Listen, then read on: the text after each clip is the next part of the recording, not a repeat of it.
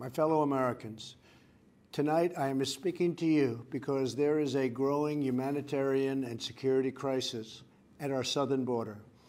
Every day, Customs and Border Patrol agents encounter thousands of illegal immigrants trying to enter our country. We are out of space to hold them, and we have no way to promptly return them back home to their country. America proudly welcomes millions of lawful immigrants who enrich our society and contribute to our nation. But all Americans are hurt by uncontrolled illegal migration. It strains public resources and drives down jobs and wages. Among those hardest hit are African Americans and Hispanic Americans. Our southern border is a pipeline for vast quantities of illegal drugs, including meth, heroin, cocaine, and fentanyl. Every week, 300 of our citizens are killed by heroin alone, 90% of which floods across from our southern border. More Americans will die from drugs this year than were killed in the entire Vietnam War. In the last 2 years, ICE officers made 266,000 arrests of aliens with criminal records, including those charged or convicted of 100,000 assaults, 30,000 sex crimes, and 4,000 violent killings. Over the years, thousands of Americans have been brutally killed by those who illegally entered our country, and thousands more lives will be lost if we don't act right now. This is a humanitarian crisis, a crisis of the heart and a crisis of the soul. Last month, 20,000 migrant children were illegally brought into the United States, a dramatic increase. These children are used as human pawns by vicious coyotes and ruthless gangs. 1 in 3 women are sexually assaulted on the dangerous trek up through Mexico. Women and children are the biggest victims, by far, of our broken system. This is the tragic reality of illegal immigration on our southern border. This is the cycle of human suffering that I am determined to end. My administration has presented Congress with a detailed proposal to secure the border and stop the criminal gangs, drug smugglers, and human traffickers. It's a tremendous problem. Our proposal was developed by law enforcement professionals and border agents at the Department of Homeland Security. These are the resources they have requested to properly perform their mission and keep America safe, in fact, safer than ever before. The proposal from Homeland Security includes cutting-edge technology for detecting drugs, weapons, illegal contraband, and many other things. We have requested more agents, immigration judges, and bed space to process the sharp rise in unlawful migration fueled by our very strong economy. Our plan also contains an urgent request for humanitarian assistance and medical support. Furthermore, we have asked Congress to close border security loopholes so that illegal immigrant children can be safely and humanely returned back home. Finally, as part of an overall approach to border security, law enforcement professionals have requested $5.7 billion for a physical barrier. At the request of Democrats, it will be a steel barrier rather than a concrete wall. This barrier is absolutely critical to border security.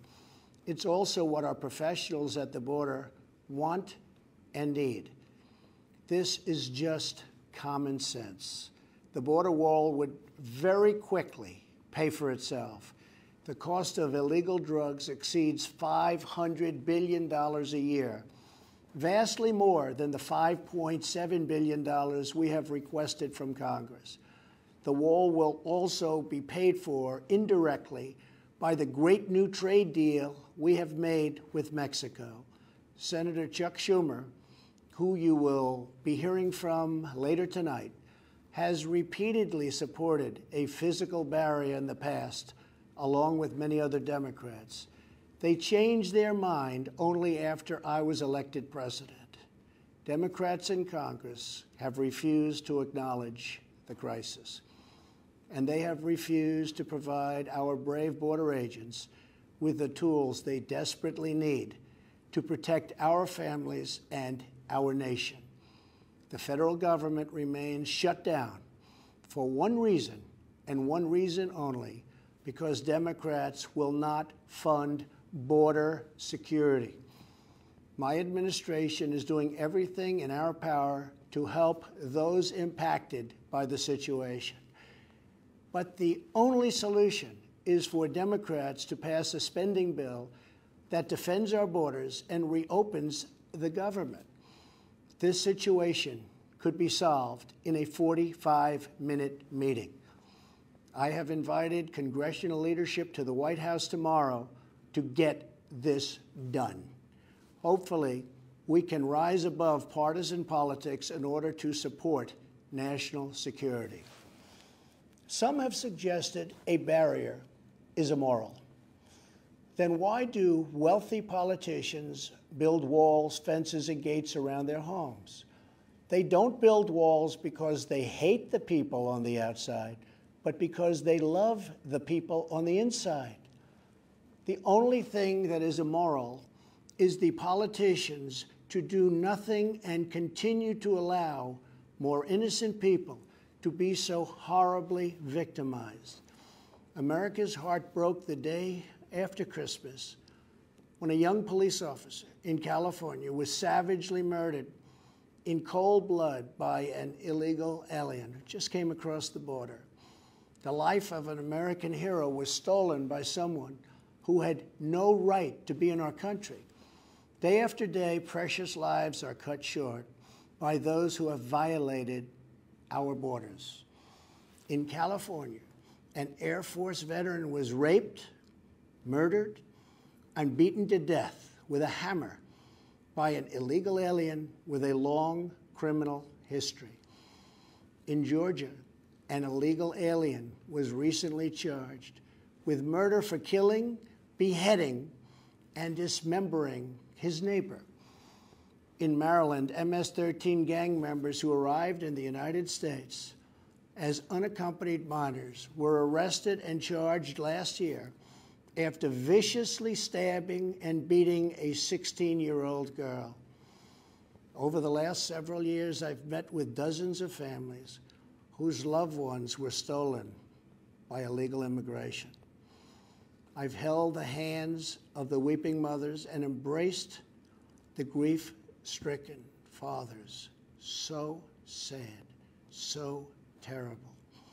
I will never forget the pain in their eyes, the tremble in their voices, and the sadness gripping their souls. How much more American blood must we shed before Congress does its job? To those who refuse to compromise in the name of border security, I would ask, imagine if it was your child, your husband, or your wife whose life was so cruelly shattered and totally broken. To every member of Congress, pass a bill that ends this crisis.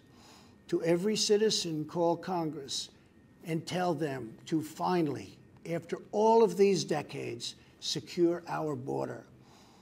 This is a choice between right and wrong, justice and injustice. This is about whether we fulfill our sacred duty to the American citizens we serve. When I took the oath of office, I swore to protect our country, and that is what I will always do. So help me God. Thank you and good night.